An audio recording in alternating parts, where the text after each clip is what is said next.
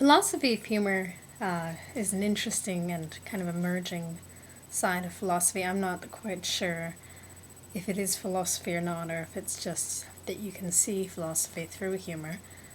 A lot of university philosophy departments are getting a philosophy of humor course. For one, this attracts a lot of students, and maybe that more than anything that can draw people in, but I don't know if those students are particularly cut out for philosophy or not. But anyway, it's an interesting way. It's an interesting way to consider philosophy. In philosophy of humor, or through humor, or even philosophy about humor, you can read several texts.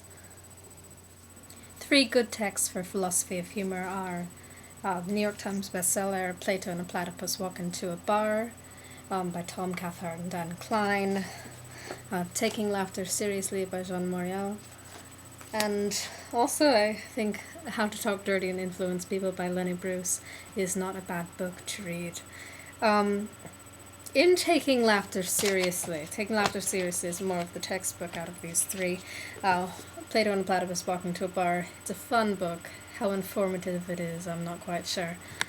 In Taking Laughter Seriously, Jean Morial goes through other theories of laughter that have been proposed, the superiority theory, incongruity theory, and the relief theory.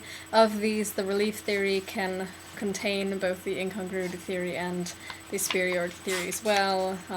The incongruity theory can include the superiority theory and relief, and they bounce back and forth.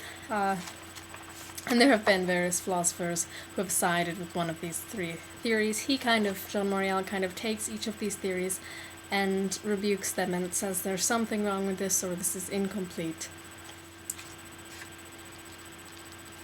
In the relief theory, Jean Morial looks at Spencer and then looks at Freud. Freud took a lot of what he suggested about humor from Spencer.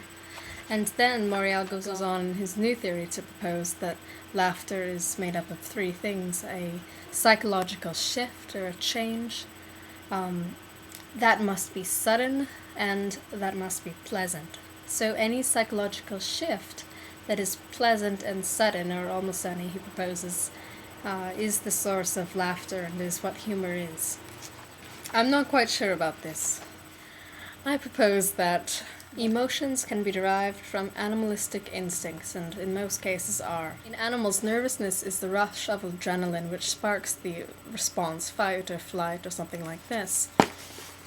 And I propose that humor and laughter is an emotion such as nervousness, or is an action such as fight or flight, as opposed to being scared of a situation.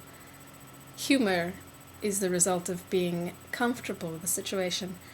More than comfortable, though, a feeling of endearing almost, a feeling of definite comfort and endearing.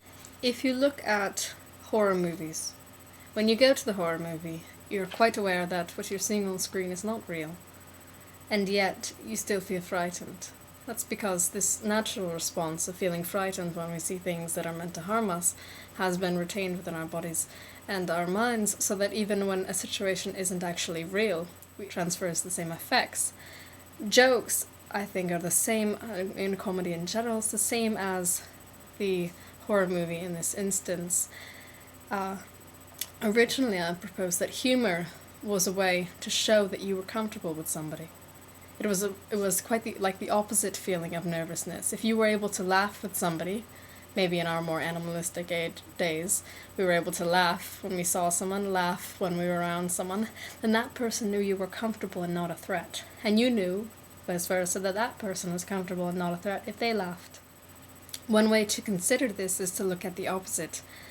If we are in a situation where the person says something funny, yet the person is a stranger, or the person says something that would otherwise be funny, but the person is a stranger, we are uncomfortable with the person, then we don't laugh.